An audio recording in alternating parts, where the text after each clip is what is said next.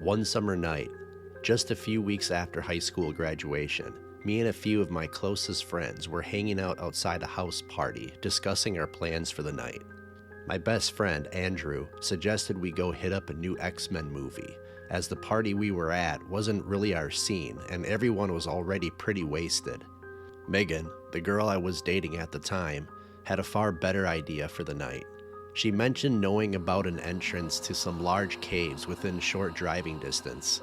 She continued to say she'd been there once before a while back, but didn't go very far inside.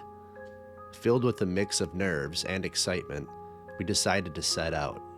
The entrance where we parked our car near was quite beautiful at night. Above us were highways and train bridges that crossed the Mississippi River, leading into downtown St. Paul. The misty evening added an eerie allure to the twinkling lights of the buildings, casting an ominous sense of beauty.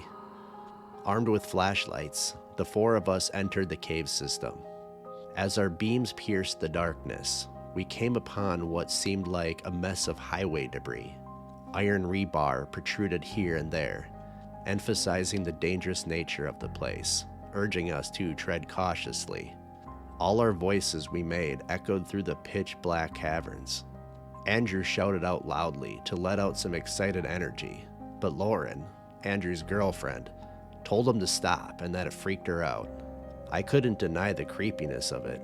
The eerie silence and pitch-black darkness were unlike anything I'd ever encountered before. Without our flashlights, we would be pretty screwed. Having cautiously traversed the large pieces of fractured roadway, we found ourselves in a comparatively small cave corridor, dwarfed in size compared to the immense chamber we had initially entered. While progressing through the seemingly endless dark passage, small open chambers would emerge to the sides, causing us to check them out and evoking a reoccurring creepy thought. What if someone or something lingered within, anticipating discovery by the shine of our lights? Among the chambers, one stood apart. It featured a steep staircase equipped with a climbing rope, ascending to an abyssal darkness. It's the farthest Megan said she had ventured, and her friend told her it was called Devil's Staircase.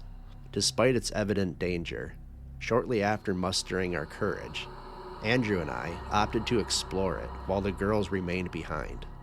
Scaling the climb was nerve-wracking, to say the least. Upon reaching the summit, I was met with yet another lengthy dark hallway, though narrower and significantly more cramped.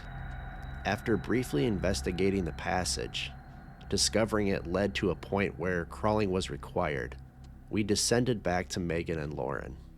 As I reached for the rope to begin my descent, faint sounds emanated from the narrow passage.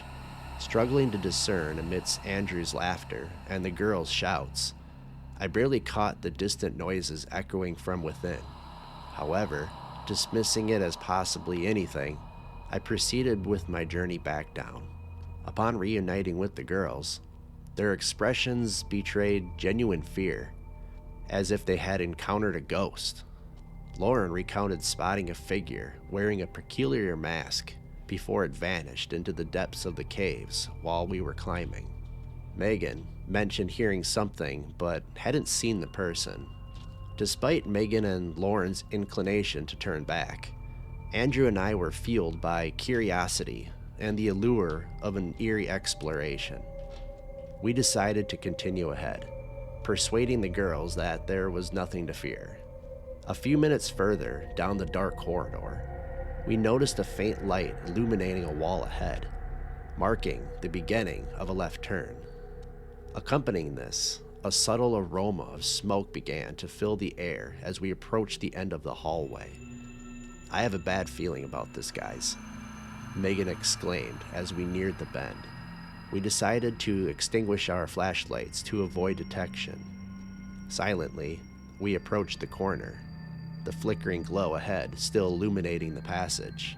As we rounded the corner cautiously, we were met with the sight of a spacious cavern bathed in firelight, occupied by at least a dozen individuals adorned in robes and creepy masks.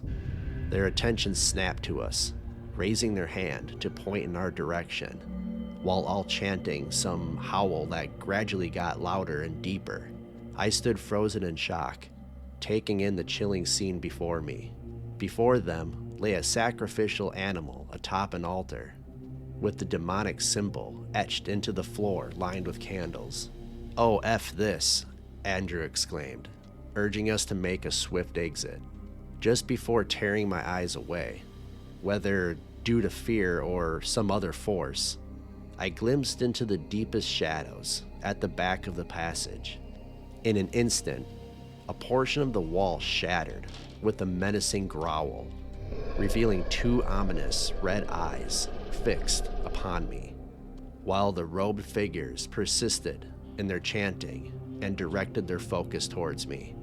The crimson eyes held me in a trance-like state as the creature slowly manifested from the shadows, its eerie howl resonating through the cavern's massive open chamber.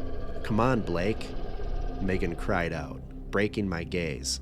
Regaining my senses, I hastily fled down the hall alongside Megan, eventually catching up to Andrew and Lauren as the sounds gradually faded into the distance. Following a few minutes of frantic running through the cavernous passageways, we finally arrived back at the expansive chamber littered with remnants of shattered highway, where a faint glimmer of light broke through the darkness, revealing our exit. Emerging onto the street where our car was parked, we took a moment to collect ourselves, eagerly relaying our accounts of the unsettling experience. But when I described the ghastly figure I had seen emerging from the darkened void, the others doubted my story, thinking I was just BSing them. Yet I couldn't shake the certainty that what I had witnessed was otherworldly and profoundly disturbing. We never dared to venture back into those caves, and within a few years, the entrances were closed off following several tragic deaths, though I heard that there are still some secret accessible entrances. To this day, I ponder over the disturbing event we witnessed. The individuals we encountered were evidently involved in something profoundly sinister, and whether the entity I saw was physically real or a creation of my imagination, the memory of those creepy red eyes continues to haunt me.